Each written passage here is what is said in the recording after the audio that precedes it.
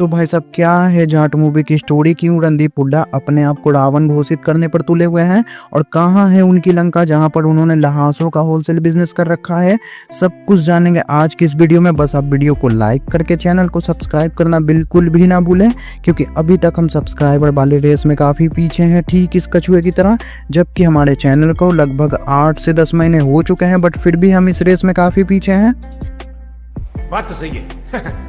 तो भाई साहब जाट मूवी की शुरुआत होती है 2009 श्रीलंका के मंगूस जंगल जाफना टेरिटरी में, जहां पर कि श्रीलंकन टाइगर्स के खत्म होने के बाद पहली बार श्रीलंका की आर्मी मंगूस जंगल में जाती है और उन्हें ऐसा उम्मीद होता है कि वहां टाइगर्स के खत्म होने के बाद भी उन्हें वहां पर बहुत कुछ मिल सकता है, जिसके लिए वो आसपास के गाँव के लोगों के साथ इस जंगल में जगह जगह पर खुदाई शुरू कर देते हैं, जहाँ पर कि खुदाई करते वक्त एक बंदे के हाथों बहुत सारा सोना लग जाता है, जिसके बाद तो भाई साहब किसी की भी नीयत खराब हो जाएगी। बात तो सही है।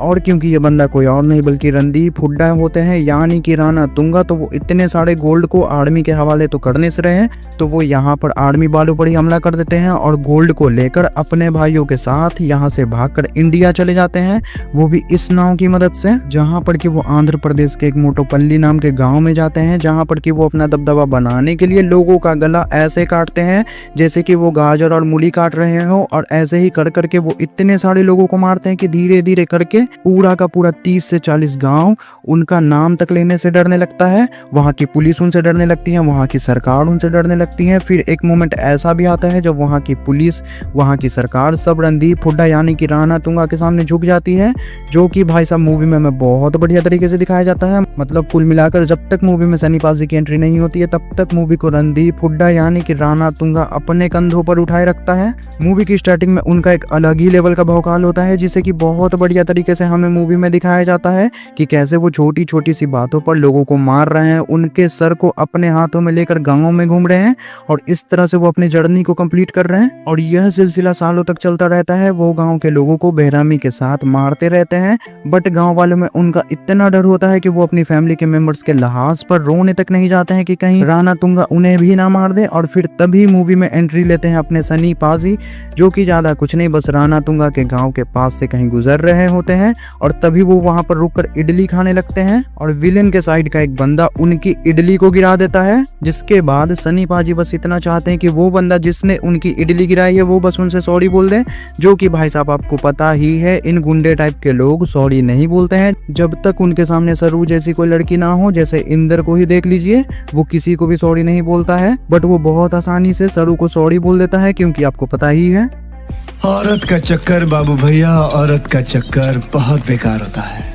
तो ये बंदा सनी पाजी को सॉरी नहीं बोलता है, जिसके बाद सनी पाजी इसकी जमकर धुलाई कर देते हैं, जिसके बाद कि ये बंदा अपने बॉस का नाम ले लेता है सनी पाजी को डराने के लिए। जिसके बाद सनी पाजी इसके बॉस के घर यानी कि कोंडा रेड्डी के घर आते हैं इनसे सॉरी सुनने के लिए, बट ये भी सनी पाजी को सॉरी नहीं बोलते हैं। जिसके बाद सनी पाजी इसे भी बिना सरफ साबुन के धो देते हैं और फिर वो इसे इतना धोते हैं कि ये भी सॉरी नहीं बोलता है, बट ये भी एक बंदे का नाम ले लेता है सनी पाजी को डराने के लिए। जिसके बाद सनी पाजी सॉरी सुनने के लिए आते हैं इस बंदे के घर यानी कि राणा तुंगा के भाई सोमलू के पास, और फिर ये बंदा भी सब कुछ करता है, भर भर के उनके सामने बकचोदी करता है, बट सनी पाजी को सॉरी नहीं बोलता है, बल्कि ये भी मार खाने के बाद इन दोनों के तराई अपने भाई का नाम ले लेता है राणा तुंगा का। जिसके बाद फिर क्या सनी पाजी राणा तुंगा के पास आते हैं सॉरी सुनने के लिए। जिसके बाद राणा तुंगा सनी पाजी को सॉरी बोल देता है, बट उसके दिमाग में एक खुरपाती आइडिया आता है कि वो अपने भाई का बदला सनी पाजी से पूरे गाँव के सामने लेगा उन्हें मार करके। इसीलिए वो सनी पाजी को सॉरी बोलता है और उन्हें यहाँ से चुपचाप जाने देता है।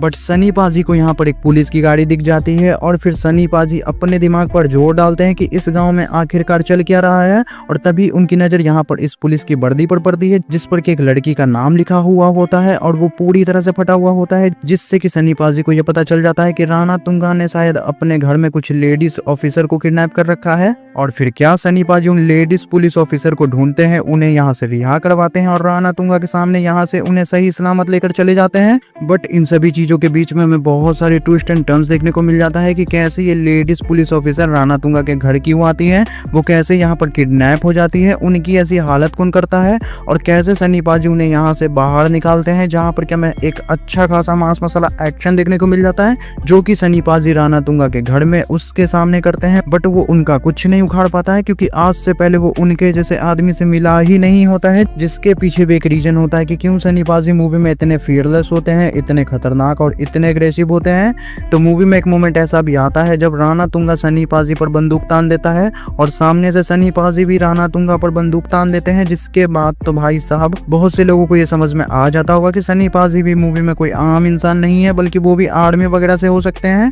जैसा कि मूवी में आगे चलकर हमें बताया भी जाता है, सनी पाजी मूवी में इंडियन आर्मी से होते हैं, जाट रेजिमेंट के ब्रिगेडियर बलदेव प्रताप सिंह, जिनकी हिस्सेदारी 1999 की कारगिल वॉर, 2016 की सर्जिकल स्ट्राइक और बालाकोट अटैक में होती है। और इसीलिए वो मूवी में राणा तुंगा से एकदम आमने सामने अकेले ही भिड़ जाते हैं, क्योंकि बंदा इंडियन आर्मी से है तो वो तो पीछे हटने से रहा। बट सनी पाजी की तरह ही राणा तुंगा का भी एक बहुत तगड़ा पास्ट होता है। वो भी मूवी में एक मजदूर नहीं, बल्कि जिसे ये आर्मी वाली खुदाई करवाते हैं एक मजदूर समझकर, वो श्रीलंकन टाइगर्स का यानी कि जाफना टाइगर फोर्स का एकदम रूथलेस डेप्यूटी कमांडर होता है, जो आर्मी वालों से बचने के लिए अपने आप को ऐसे बनाए रखता है, जिसके बारे में हमें एकदम मूवी के लास्ट में बताया जाता है, सिकंदर मूवी की तरह पहले ही नहीं। तो कुल मिलाकर मूवी की स्टोरी बस यही होती है कि राणा तुंगा एक इंटरनेशनल टेररिस्ट होता है जो कि अपनी पहचान बदलकर आंध्र प्रदेश के गांव मोटुपल्ली में लोगों के बीच अपनी डर बनाकर रह रहा होता है। और इसी बीच में उसे ये पता चलता है कि वो जहाँ पर रह रहा है उसके 100 किलोमीटर के रेंज में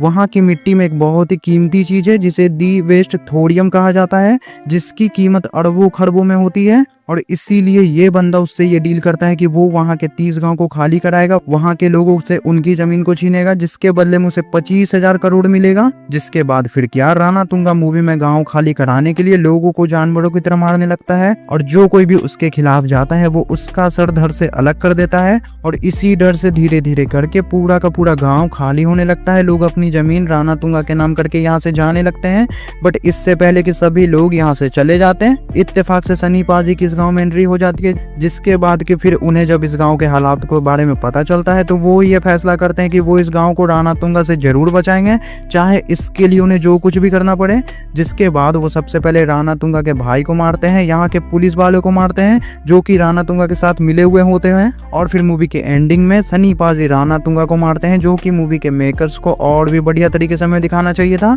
मतलब मूवी के स्टार्टिंग में राणा तुंगा का जो भौकाल हमें दिखाया जाता है, उसके हिसाब से मूवी के एंडिंग में राणा तुंगा का कैरेक्टर बहुत ही आसानी से हार जाता है, जो कि मूवी के मेकर्स को थोड़ा सा और हार्ड बनाना चाहिए था। जैसे में हमने बहुत सारे एक्शन मूवीज में देखा है कि मूवी का विलन मूवी के एंडिंग में मूवी के हीरो पर थोड़ा भारी पड़ता है, उसे एकदम घुटनों पर ला देता है, जिससे कि मूवी देखने का मजा एकदम डबल हो जाता है। जिसका सबसे बड़ा एग्जांपल है अपना नीला वैगन थैनोस। वो पूरी की पूरी एवेंजर्स टीम को हरा देता है, वो भी बहुत आसानी से, जब तक कि वो हम सबके फेवरेट और अपने बाप से नहीं मिलता है, यानी कि हम सबके दिल में बसने वाले रॉबर्ट डाउनी जूनियर यानी कि आयरन मैन। क्योंकि नीला वैगन चाहे कितना भी पावरफुल हो, अगर स्मार्टनेस की बात की जाए तो टोनी स्टार्क, भाई साहब टोनी स्टार्क है, वो अपनी गलतियों से सीखता है। और यही रीजन होता है कि अपना नीला वैगन किसी और को नहीं, सिर्फ टोनी स्टार्क को जानता है, क्योंकि उसे यह पता होता है अगर उसके प्लान को कोई बर्बाद कर सकता है तो वो है हम सबके फेवरेट आयरन मैन। और इसी चीज को जाट मूवी के एंडिंग में दिखाना चाहिए था कि मूवी के विलन यानी कि राणा तुंगा